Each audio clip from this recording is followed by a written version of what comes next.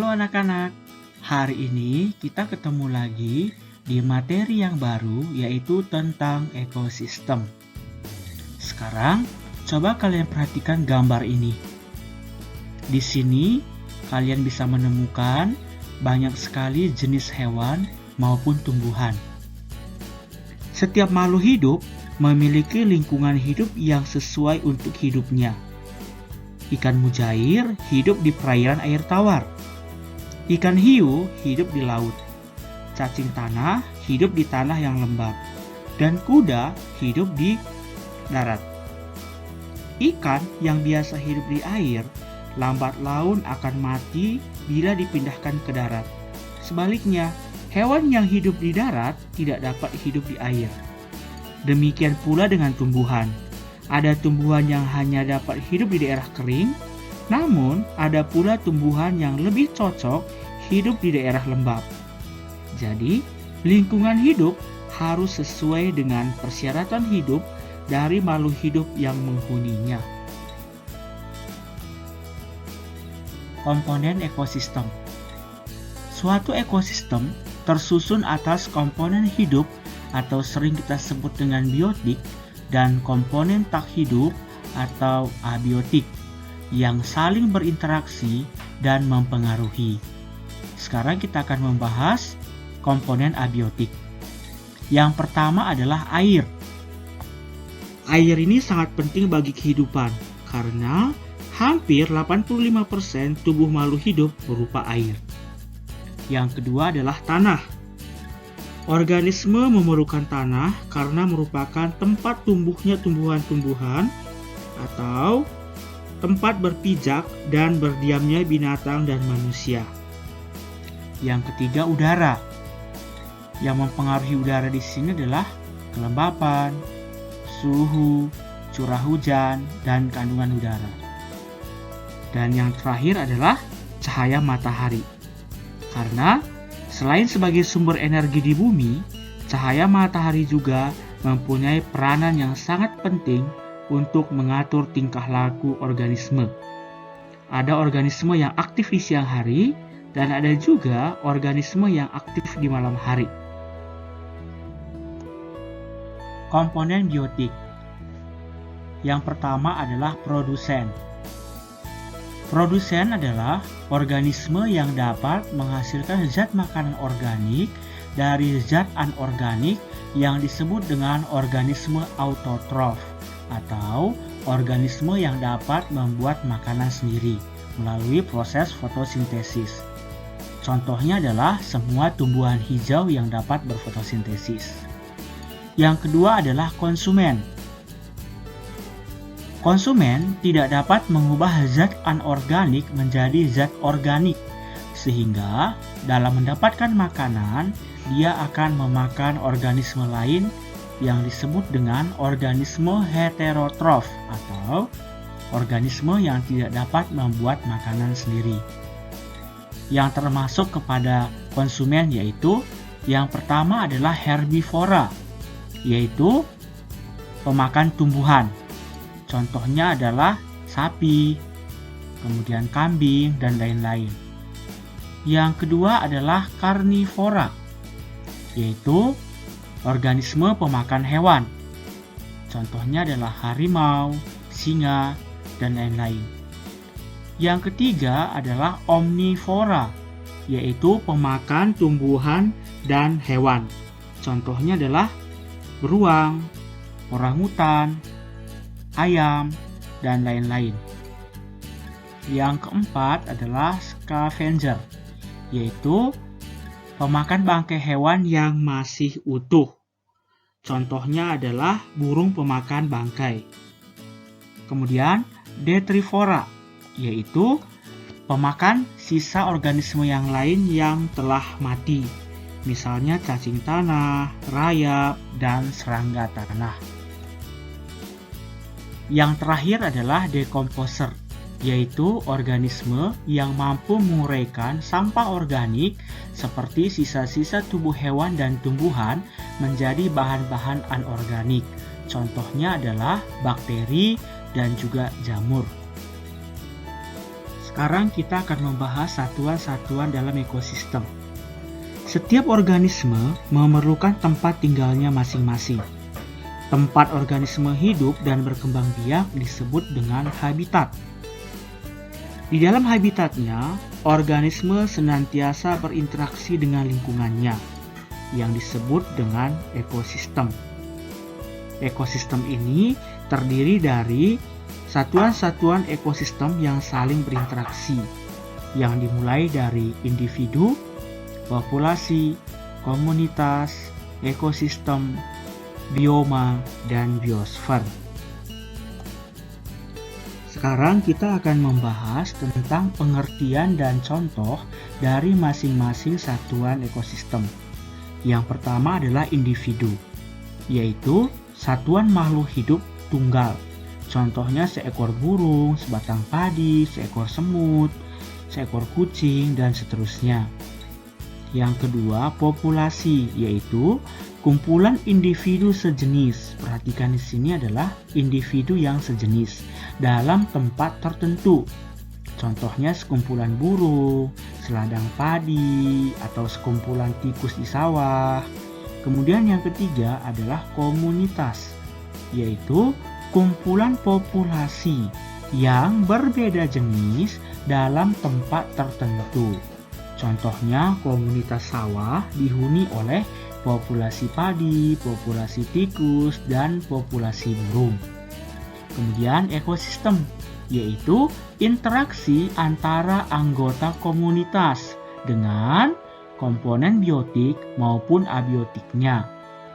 Contohnya, pada ekosistem sawah terdapat interaksi berupa tikus memakan bulir padi. Padi memanfaatkan air, cahaya untuk berfotosintesis. Berarti ada interaksi antara biotik dan abiotik. Kemudian yang terakhir adalah biosfer, yaitu bagian bumi dan atmosfer tempat makhluk hidup melakukan aktivitasnya.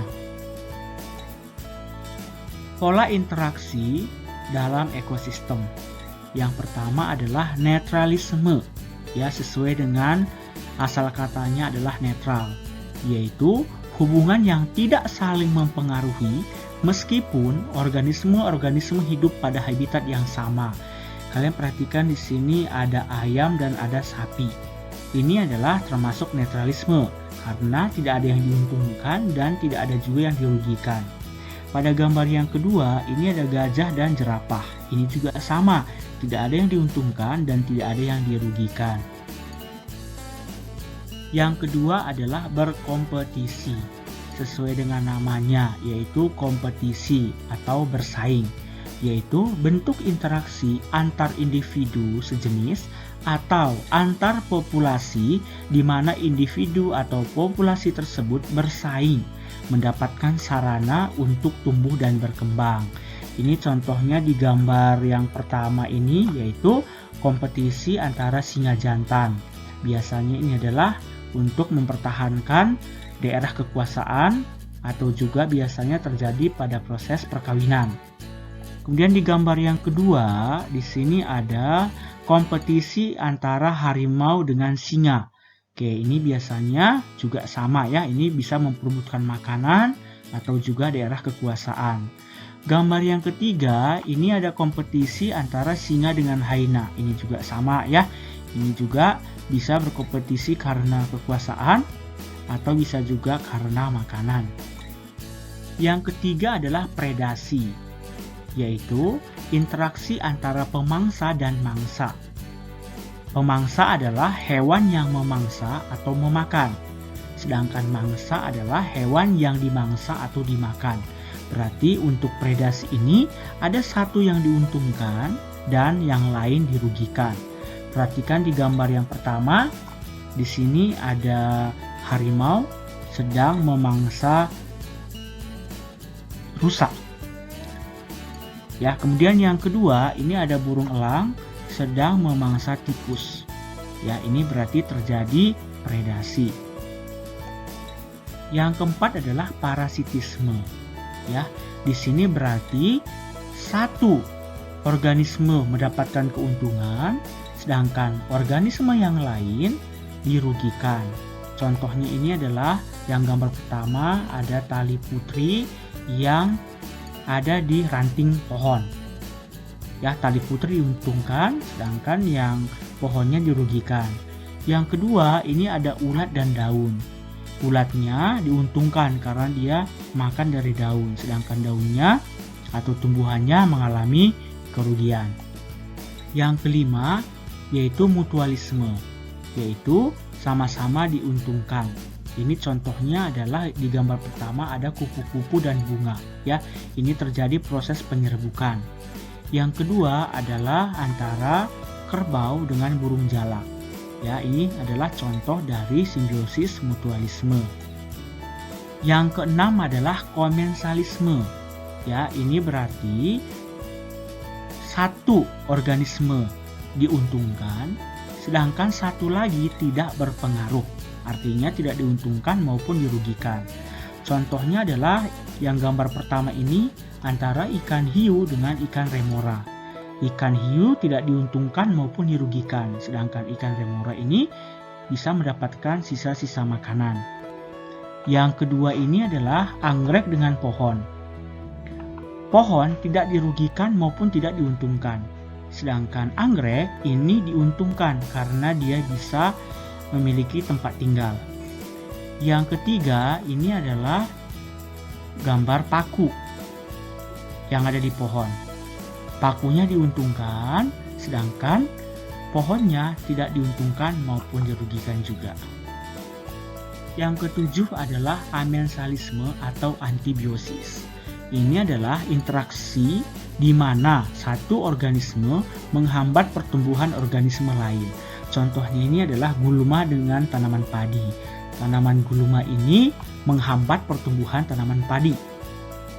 Yang gambar kedua adalah tumbuhan pinus dengan tumbuhan lainnya. Tumbuhan pinus menghambat tumbuhan lain untuk tumbuh di dekat pohon pinus. Gulma ataupun pinus mengeluarkan zat alelopati.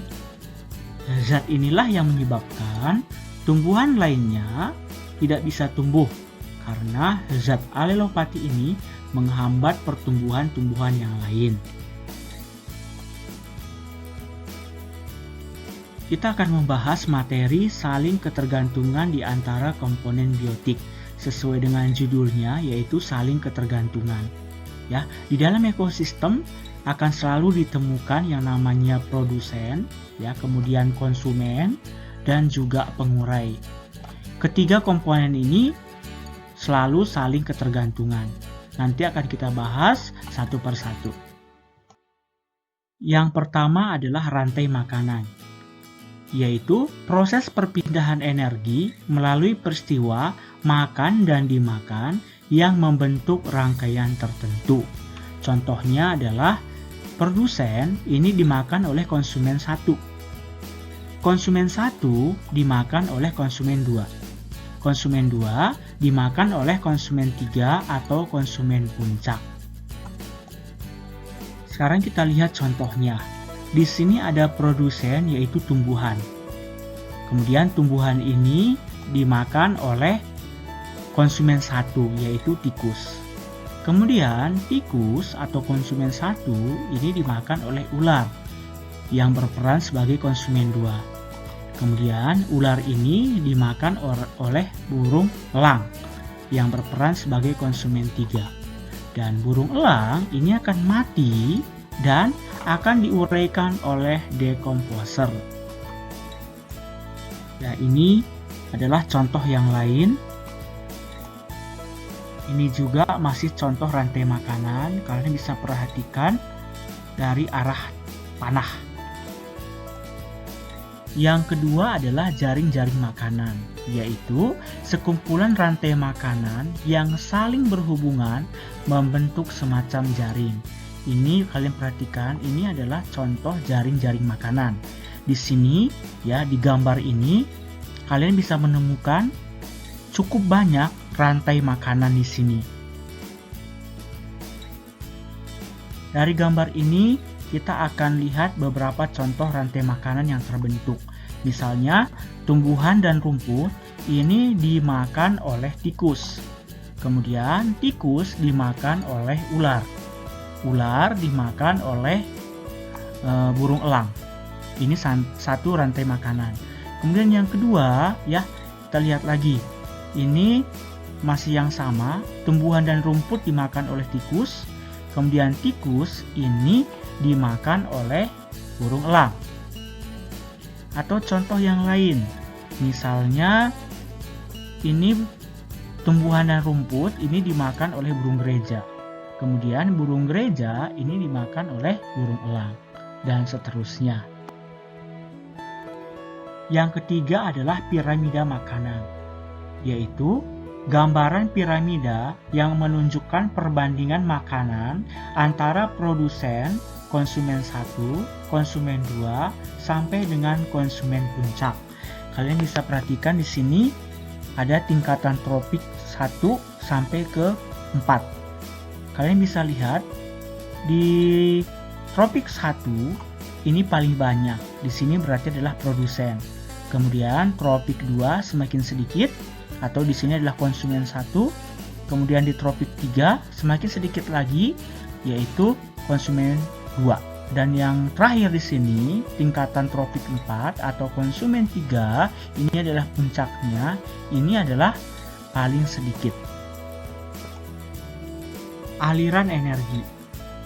Cahaya matahari adalah sumber energi.